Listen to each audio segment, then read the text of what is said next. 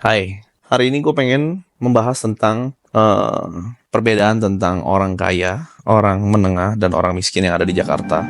Berapa sih sebenarnya kebutuhan untuk hidup di Jakarta setiap bulannya? Karena banyak di berita itu yang bilang kalau misalnya tingkat kebutuhan kita, ya tingkat pendapatan yang dibutuhkan untuk tinggal di Jakarta itu 15 juta. Sedangkan gaji UMR itu di bawah 5. Nah, gue akan tanya kepada ChatGPT karena dia punya data dari seluruh internet ya, di dunia internet dia bisa gali datanya dan dia bisa tahu. Jadi kita coba ya. Halo ChatGPT, apa kabar? Hey lo, gue baik-baik aja. Lo gimana?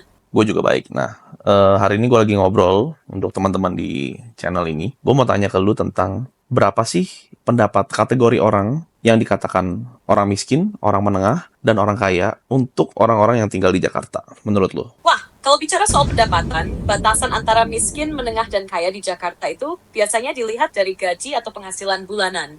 Orang miskin di Jakarta sering didefinisikan sebagai yang penghasilannya di bawah upah minimum Provinsi Jakarta, yang tahun ini sekitar 5 jutaan per bulan. Sementara itu, untuk kelas menengah, biasanya punya penghasilan antara sekitar 5 juta sampai mungkin 15 atau 20 juta per bulan. Nah, kalau orang kaya biasanya pendapatannya jauh di atas itu, bahkan bisa ratusan juta per bulan atau lebih, tergantung dari aset dan bisnisnya. Tapi tentu ini agak kasar, karena gaya hidup dan biaya hidup di Jakarta juga ngaruh banget. Lo setuju nggak dengan pembagian ini? Oke, jadi kalian udah denger ya, kalau misalnya kalian masih gajinya di bawah UMR, berarti kalian termasuk golongan miskin. Nah, selanjutnya kita mau tanya lagi. Oke, selanjutnya gue mau tanya, menurut lo berapa pendapatan yang ideal untuk bisa hidup di Jakarta dengan nyaman? Kalau ngomong soal hidup nyaman di Jakarta, itu sangat relatif tergantung gaya hidup lo ya. Tapi gue coba kasih gambaran.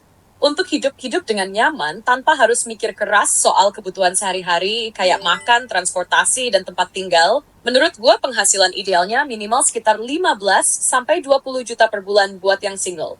Kalau lo punya keluarga, apalagi dengan anak, mungkin lebih realistis di angka 30 juta ke atas per bulan. Ini udah termasuk biaya sekolah anak, cicilan rumah, makan, transportasi, sama kebutuhan hiburan sesekali. Tapi pastinya ini bisa bervariasi tergantung gimana gaya hidup lo. Misalnya, kalau lo tinggal di apartemen yang mahal atau sering traveling, itu bakal lebih besar lagi. Menurut lo, angka segitu udah pas belum buat standar nyaman di Jakarta? Oke, lu dengar sendiri ya tadi ya. Untuk hidup nyaman di Jakarta 15-20 juta. Jadi kalau misalnya kalian gajinya di bawah 5 juta, udah pasti susah hidup nyaman. Tadi ada satu statement yang menarik dari lu. Lu bilang dengan gaji 30 juta, kita udah bisa bayar cicilan rumah. Rumah seperti apa yang bisa kita cicil dengan gaji 30 juta dan kita juga udah bisa hidup? Jadi gini, dengan gaji 30 juta per bulan, lo bisa cari rumah di Jakarta Sih, masih masuk akal sih, Mas. Misalnya lo bisa pertimbangkan rumah di area yang agak pinggir Jakarta, kayak Depok, Bekasi, atau Tangerang. Di sana, harga rumahnya biasanya lebih terjangkau dibanding di pusat kota. Misalkan, lo ambil KPR dengan bunga yang relatif rendah, dan cicilannya sekitar 20-25% dari penghasilan, lo masih punya sisa untuk kebutuhan sehari-hari.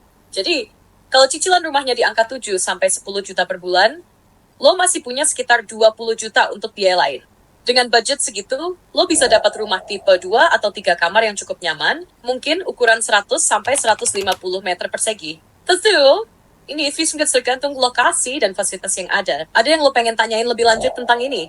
Oke, jadi kenapa dia bicaranya suka agak ngelek-ngelek gitu ya dan agak delay ya memang bukan karena koneksi tapi karena native-nya si ChatGPT ini adalah bahasa Inggris. Jadi kalau kita ngobrol sama dia pakai bahasa Indonesia pasti suka kadang-kadang kayak gitu loadingnya lebih lama karena dia harus mentranslate dulu. Tapi lo lihat sendiri ya, cara dia ngomong tuh udah bagus banget. Gue pengen video ini bermanfaat, jadi gue pengen tahu bagaimana caranya untuk orang-orang yang tadi masuk dalam kategori miskin, yang gajinya di bawah 5 juta, pendapatannya di bawah 5 juta, itu bisa naik kelas. Gimana caranya orang-orang ini keluar dari garis kemiskinan? Itu pertanyaan bagus banget. Untuk orang-orang yang pendapatannya di bawah 5 juta, ada beberapa langkah yang bisa mereka coba untuk naik kelas. Pertama, peneliti. Mengambil kursus atau pelatihan yang bisa meningkatkan keterampilan kerja bisa bikin peluang mereka lebih besar. Kedua, mencari peluang usaha kecil-kecilan juga bisa jadi solusi. Wawasannya, on sana, within knowledge dan STEMB. Modalnya bisa kecil, tapi kalau dikelola dengan baik, bisa berkembang.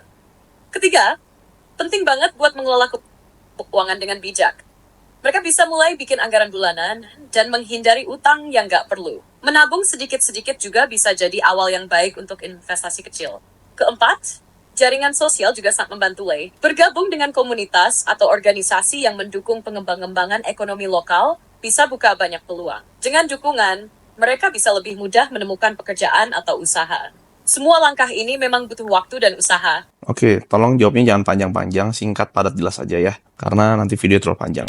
Nah, yang gue mau tanya adalah, tadi lu bilang untuk keluar dari kemiskinan itu kita harus belajar, kursus, buka usaha. Jadi gue mau tanya, apakah dengan kita bekerja saja sebagai karyawan, kita nggak bisa keluar dari kemiskinan? Sebenarnya bisa aja sih, tergantung situasinya.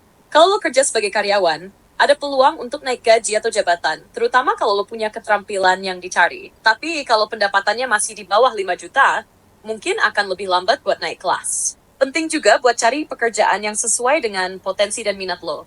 Karena semakin lo berkembang di bidang itu, peluang naik gaji juga lebih besar. Selain itu, cari perusahaan yang menawarkan tunjangan, bonus, atau pelatihan untuk karyawan. Oke, jawab yang singkat, padat, jelas saja supaya video nggak terlalu panjang. Pertanyaan terakhir, gimana caranya kita menghasilkan 100 juta pertama kita kalau misalnya kita masih gaji di bawah UMR? Karena banyak orang yang bilang bahwa 100 juta pertama itu adalah milestone pertama kita ya. Jadi yang akan merubah mindset kita untuk menjadi orang kaya. Gimana caranya? Buat ngasilin 100 juta pertama, fokus dulu di beberapa hal.